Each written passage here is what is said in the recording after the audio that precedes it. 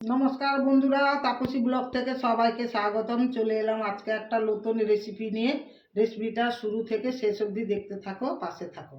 বন্ধুরা দেখো, আমি এখানে 4টা তেলাপিয়া মাছ কেটে নিয়েছি। এইভাবে তার গায়ে দাগ দাগও করে দিয়েছি, কারণ নুন হলুদটা ভালোভাবে ঢুকবে। মাছ তো কেটে ভালো করে ধুয়ে বানিয়ে নিয়েছি, এবারে নুন হলুদ দিয়ে মাখিয়ে নিব।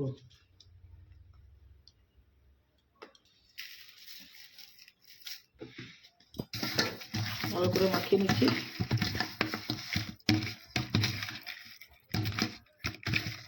কড়া বসিয়ে দিয়েছি, কড়া গরম হয়ে গেছে, এবারে তেল দিয়ে দিব।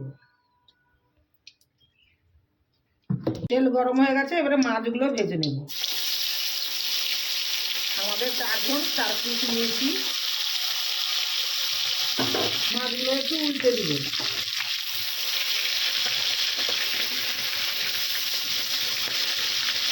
মাছগুলো লাল লাল করে ভাজা হয়ে গেছে, এবারে আমি তুলে নেব।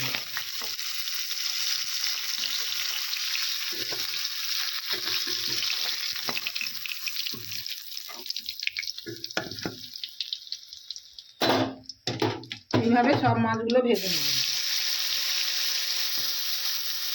আবারও মাছগুলো ভেজে নিয়েছি, এবারে তুলে নেব।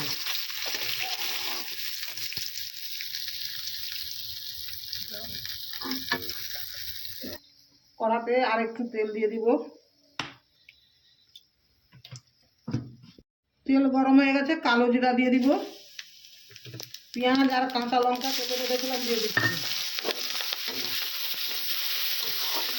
নাড়াচাড়া করে দিব।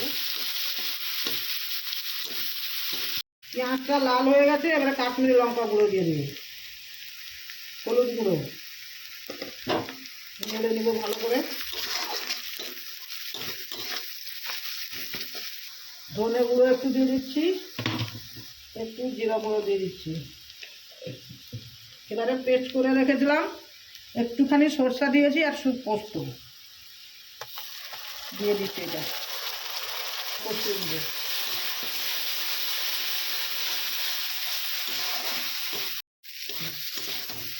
এবারে বাটি ধোয়া জলটা একটু দিয়ে দিচ্ছি।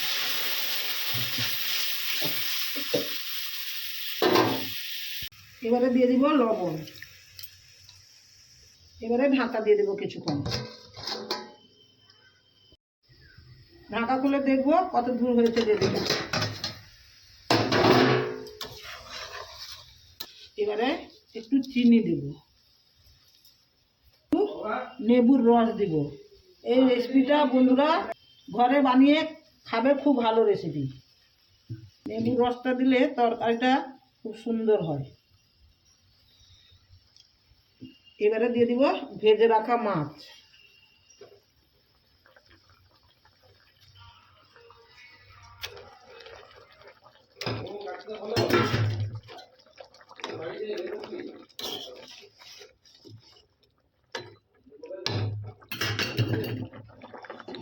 এবার আর ঢাকা দিব না, আর একটু ফুটে গেলে নামিয়ে নেব।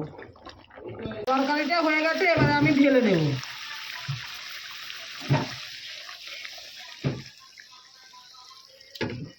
ভিডিওটা যদি ভালো লাগে লাইক কমেন্ট শেয়ার করবে।